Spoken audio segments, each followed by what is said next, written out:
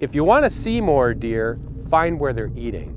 If you want to shoot more deer, find where they're bedding. There is nothing more high impact than hunting these bedding areas, those buck bedding areas. So if I'm gonna go in there, I know I've got a limited amount of cracks to pull this off. This week, Dan Schmidt, he's in my neighborhood, Wyoming. Let's just see how he handles the sagebrush and prickly pears.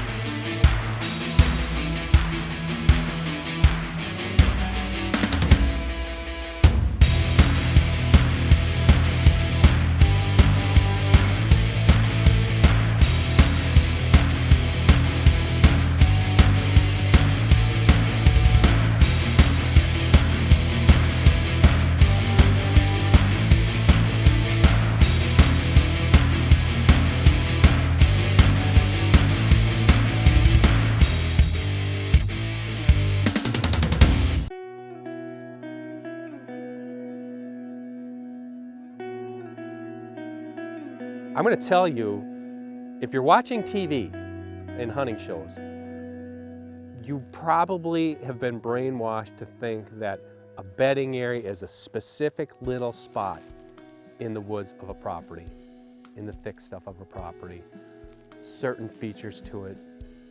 Yeah, for those places, you know, for the core areas, the really big buck private land areas, the guys that have it all, that can do this land management stuff that you see, that stuff can be, you know, you can map that out pretty easily.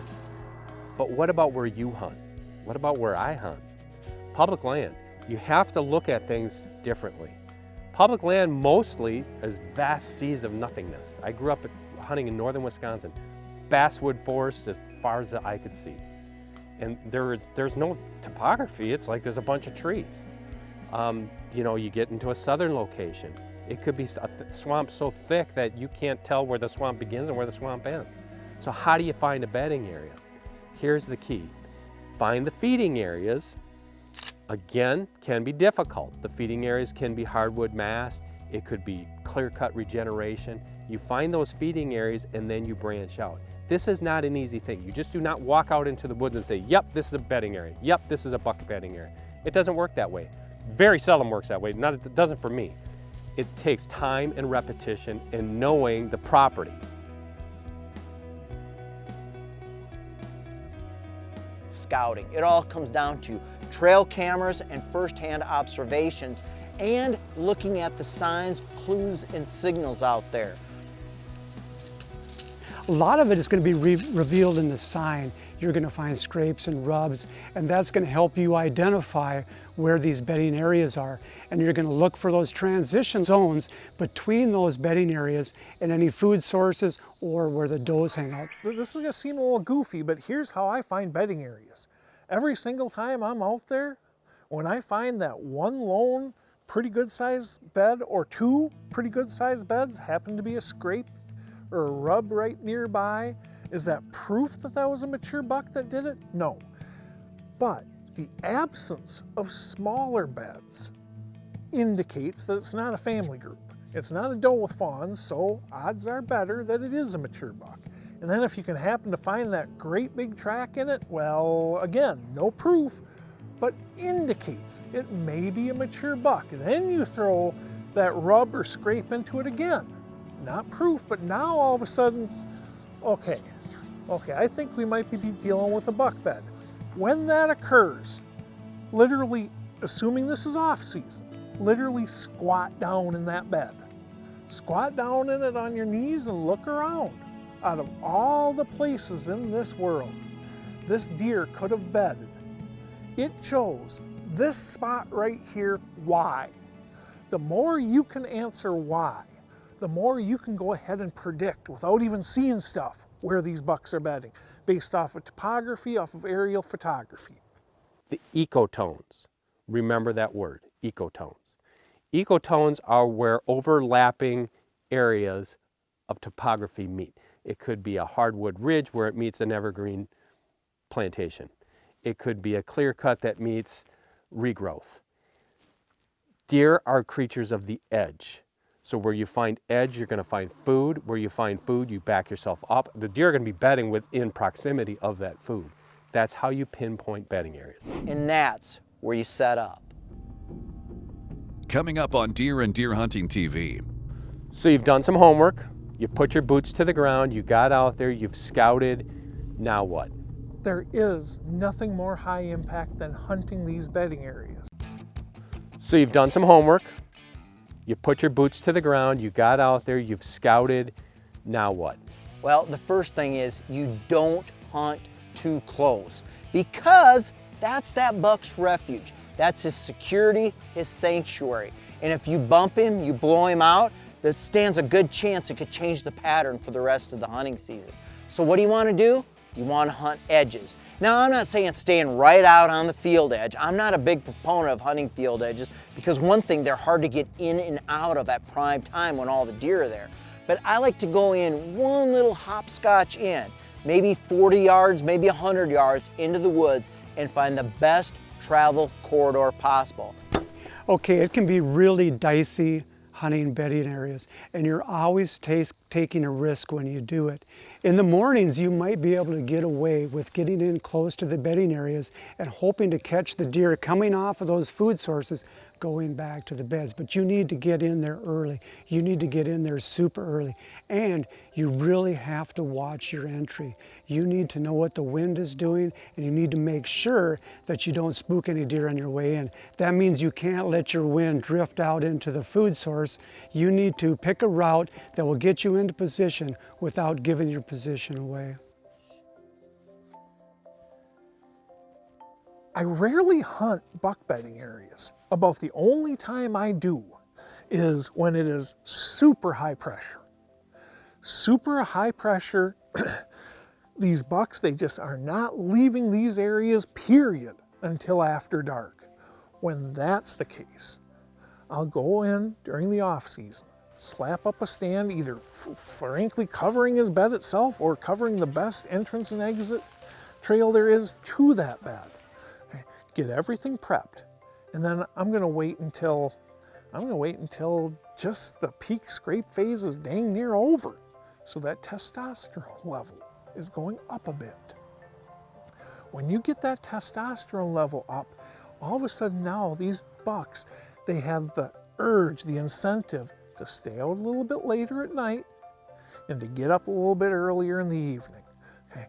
There is nothing more high impact than hunting these bedding areas, those buck bedding areas. So if I'm gonna go in there, I know I've got a limited amount of cracks to pull this off.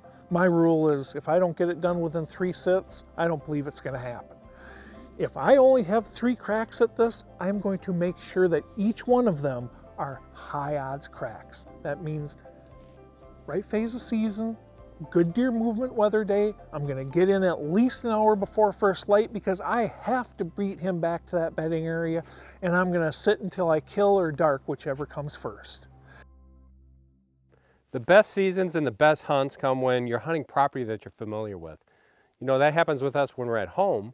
We learn that land and we really know how the deer interact on that property and how they use the property. On out-of-state hunts, this is obviously difficult, because if you're going into a place for a first time, you don't know what you're getting into. You don't know how the deer behave, especially compared to how they behave where you're at home. One of my favorite destinations is Northeast Wyoming, and I've been going there for over 10 years. What I really like about Northeast Wyoming, especially the Devil's Tower area, you're dealing with unpressured deer in very large topography. Not a lot of development there. Deer can be deer, they can interact how they're going to interact when they want to, and they're going to move all day long. This is a really good place, especially for me, to learn deer behavior and bedding behavior, especially during the early season.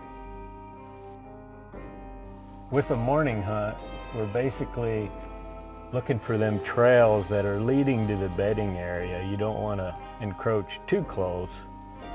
A lot of scouting, a lot of time watching that to get the stand placement just right. Just playing playing the wind a lot.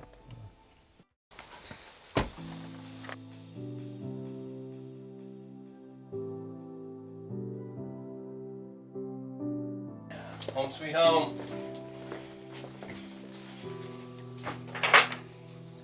We show up at Ralph's, same old, same old. I'm very familiar with this land. I'm very familiar with the deer. So I know what we want to do. We want to set up in an area between bedding and feeding. This is money during the early season, especially out here in Northeast Wyoming. The biggest thing here in Northeast Wyoming is that the deer activity, for the most part, the good buck activity is going to be in the fringe hours of daylight. It's going to be early morning, it's going to be late afternoon. Our first spot is going to be a ground blind, right on the edge of a feeding area, transitioning from a bedding area. I knew we would see deer in this location. Okay, first night. Just got into camp. We're at Ralph Dampman's Trophy Ridge Outfitters, Northeast Wyoming. It's been really dry, but they just got some rain. And we got a fabulous alfalfa field. All these bigger bucks are bedded up this ridge. And Ralph said, keep on your toes. This is going to be really tough because we're going to have to see the bucks coming down. And if it's one we want to shoot, we got to get them before they get to the alfalfa because our wind is blowing straight out into the alfalfa. So you might look at this and say, oh man, that's like shooting fish in a barrel. The guy's already told you where the deer are coming from. You know where they're going to. You're going to pop up a blind and kill a deer. It's not that easy. It never is with whitetails, especially this hunt. Whitetails are whitetails. I don't care what you say. If they're wild deer, they're going to smell you, they're going to see you, they're going to spook, and you're not going to get a second chance if you spook one.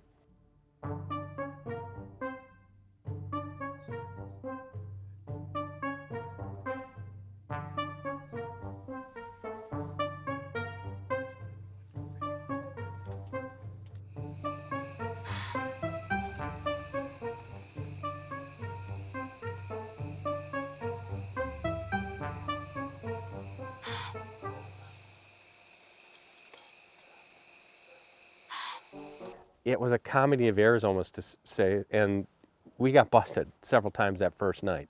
So that blind wasn't ruined.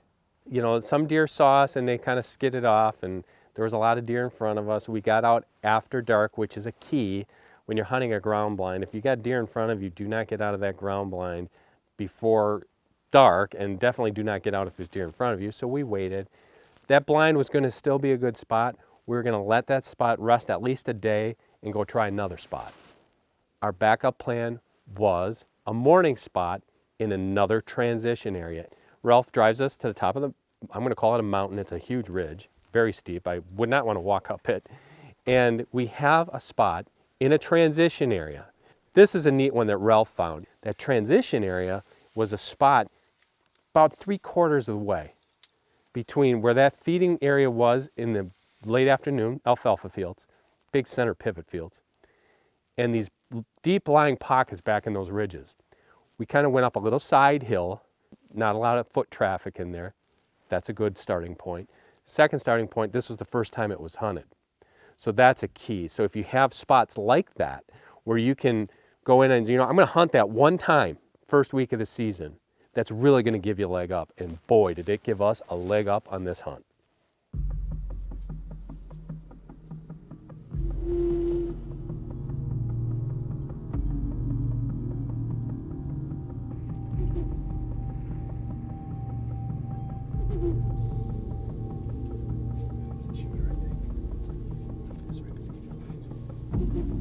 Straight in front of us. It's a deer. It's a buck. It's a good buck. It's a good buck. It's a good buck.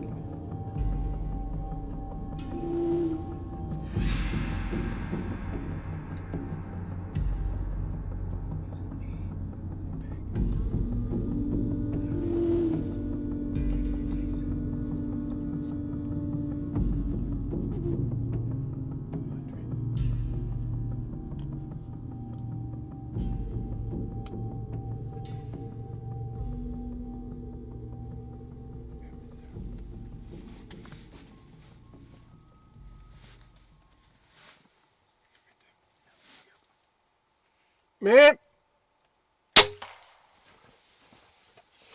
He's gonna go down right there. Stay Stay right on him.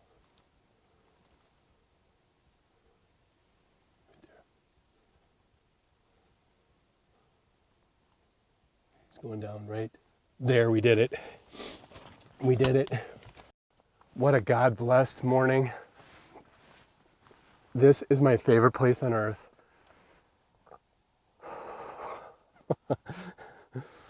The adrenaline dump starts now. Right on the 222. Yeah. You know, I started doing this about 20 years ago.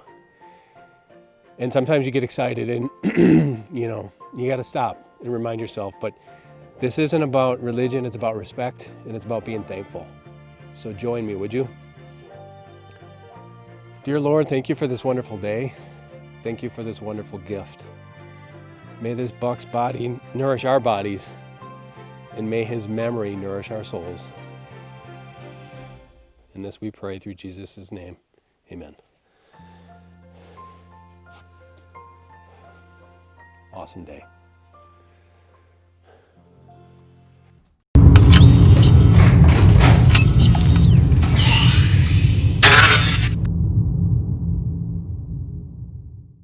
Let's go through the FMJ lineup of arrows from Easton today. Now, in case you don't know, an FMJ arrow starts with a carbon core foundation. Now, carbon is lightweight and strong, so that keeps the arrow straight, and because it's lightweight, it keeps your speed up.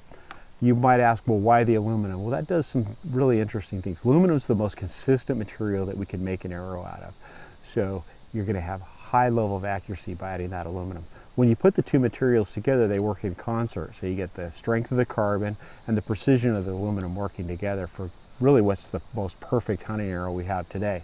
Now the FMJ comes in several different models, and I'll just walk through those with you, going from the largest down to the smallest. So the FMJ lineup starts with the 6mm, that's this one right here. As you work down in diameter, we have the 5mm. This comes in both the standard 5mm and a match grade. That's got the highest level of tolerances, so you're going to get more accuracy with that, the match grade 5mm. Then as you work down, this one is the 4mm. This is the smallest of the line. That has the most penetration because it's the smallest diameter, the least amount of friction. Now we have a brand new one out, and this was really, really innovative. This is called the T64 FMJ. It's 6mm at the front, and it tapers down to a 4mm at the back. You might ask, why do you do that? Well, up front, what we found is that higher FOC means more accuracy. And because this is wider at the front, you have more weight forward. That's going to give you a high level of accuracy. It's built-in FOC, and you're going to gain up to 30% more FOC because of that wider flare at this end. It tapers down to a 4mm at the back end, so it's going to still fly great in the wind, and it's also going to penetrate deeper because there's really very little friction on the back end of the arrow. So that's the full FMJ lineup. So get into your dealer today, or go to eastonarchery.com, and you see our whole line of FMJ arrows. Hey everybody, when you're talking about innovative products for deer hunting, we often get into scent elimination products. Scent Killer Gold is one of the top ones that I've used over the years because it works on everything. If I'm taking my bow, my gun, my cases, my boots, my backpacks, apply it, dry it, and I know that this is going to kill up to 99% of all human odors that I've left on those various things. Now, that's been around for a few years. A new product, we've heard about ozone and ozone generators, and we know that they do work by attacking scent molecules and rendering them useless. This product is designed to work in spaces that you don't normally think about, but you know that there's odors there. You can smell them when you get into your truck or your RV or inside hunting camp. You know the odors are there, but how do you attack them? Ozone, you go around and spray this throughout the air. You're gonna notice a difference almost immediately. This is gonna attack the scent molecules in those spaces and allow you to be more odor-free than ever before. Check it out today by logging on to wildlife.com.